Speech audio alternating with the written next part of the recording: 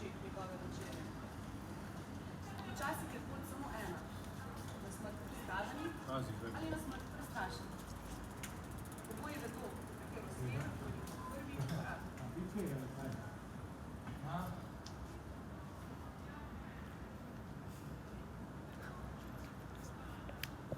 Silka. Peljala sem se na izlet in potem še na večerjo.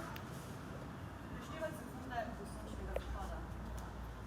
Postaviti dih v vonju silke.